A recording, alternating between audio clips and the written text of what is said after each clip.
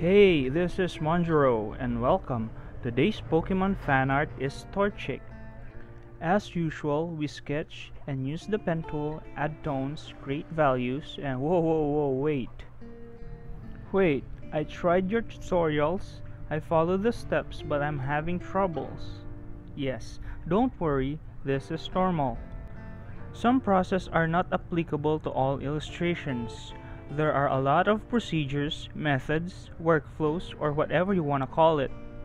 Now, in this session, I will do my best to show you some of these processes and to combine all these steps to achieve a good illustration and to solve some problems that we will encounter while making your vector art. Disclaimer, I am not a pro yet. Well, we're getting there. I only have my experience to back up this process.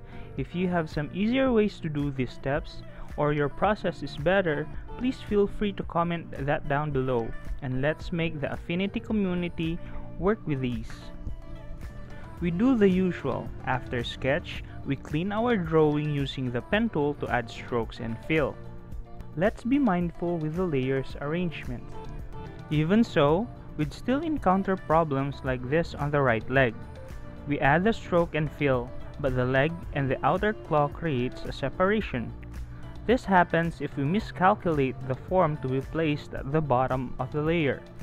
So, the solution to this problem is to make the leg and the outer claw as one. Creating the left leg is easier. Just make the base of the claws and create that friendly talons above it with stroke and fill.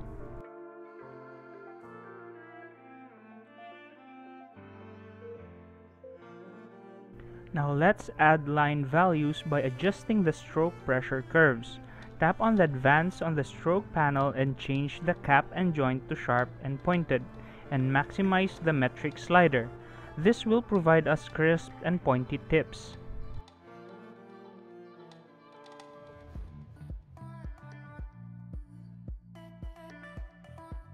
Let's repeat the process to all curves until we meet the necessary adjustments.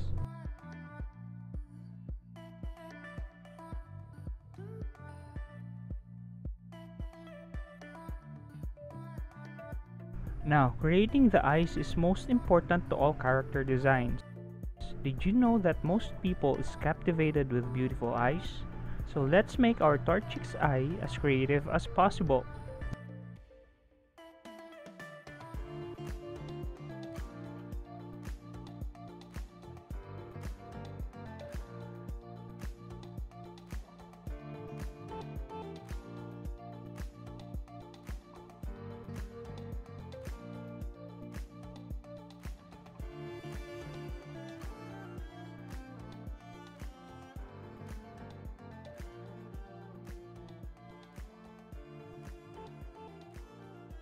Now let's make the beak.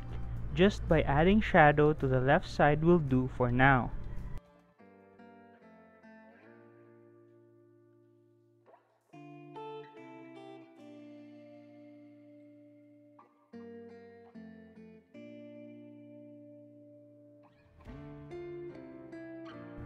Let's work on the crown.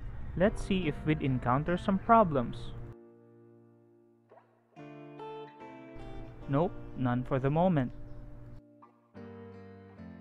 Now we change the color of the body. We can see some gap between the two strokes because we wanted to create that two pointed feathers instead of making continuous strokes for the wing. To solve this, let's just add a fill to cover the gap and adjust the curve of the larger feather to fill the space. I feel like changing the stroke color, so let's change it.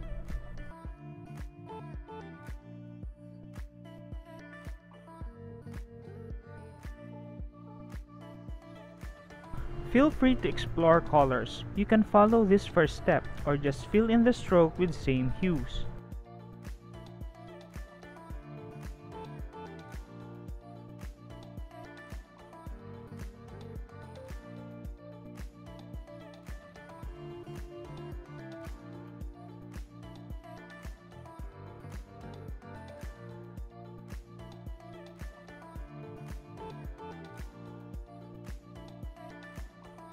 Now let's add shadows.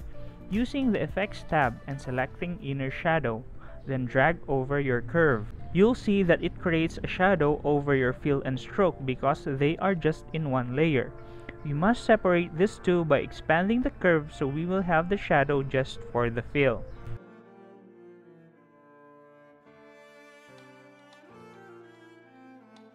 Now we select the curve, add the inner shadow effects, and change the shadow color to same darker hue.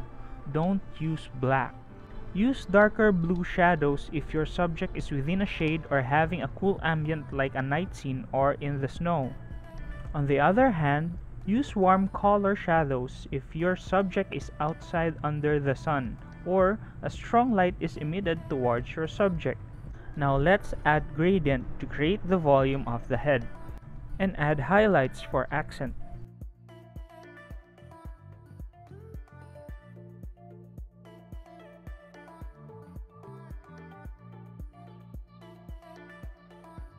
Let's add a highlight on the beak using Gradient tool. Use white on both ends of the gradient. Choose one end and slide the opacity to 0.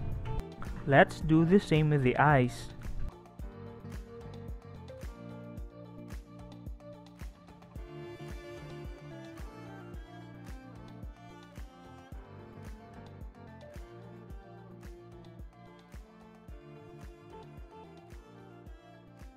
And let's add a shadow below the beak.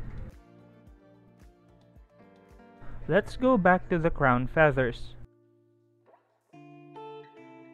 Using the pen tool to add shadows.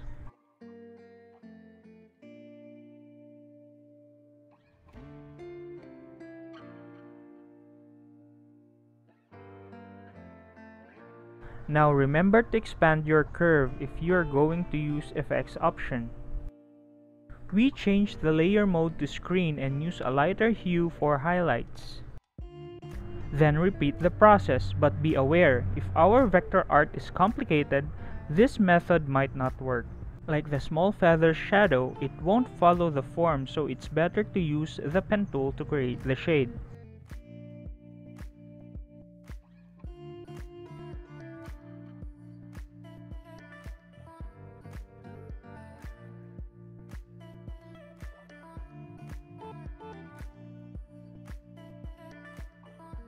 Let's add gradient to our feather to make it more interesting.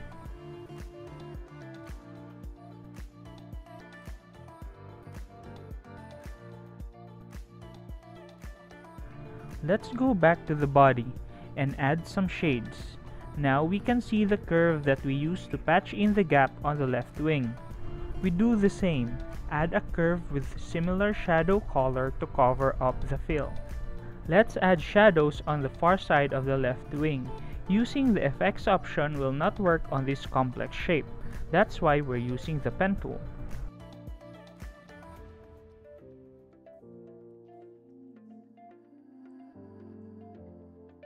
Now let me show you another way of shading. Create a fill above your curve, clip it if necessary. Change the layer mode to multiply and lessen the opacity. That works well, right?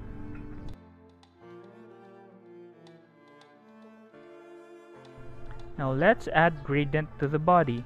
You can play around and use the gradient type option to apply the necessary grade on your fill. And of course, the highlights. Now let's add shadows to the claws.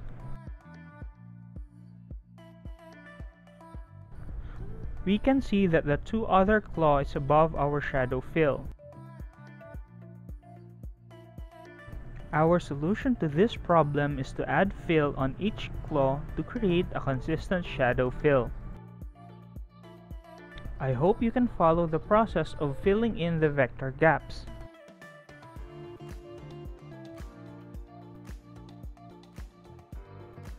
Now, I added this pink circle to fill in the space of our subject's foot. I felt like it's more cute that way, like your pet's paw. Well, you know what I mean, right? Now, We can use the effects option for the talons because it's just a simple shape and it follows the form of the curve.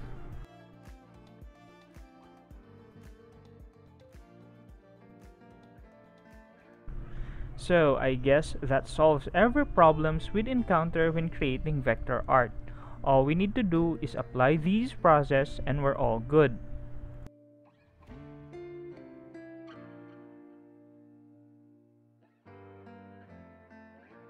And we're done. I hope you enjoyed the process. Please hit the like button and consider subscribing. Hope to see you guys on the next video. Keep on learning, keep on drawing, and be safe.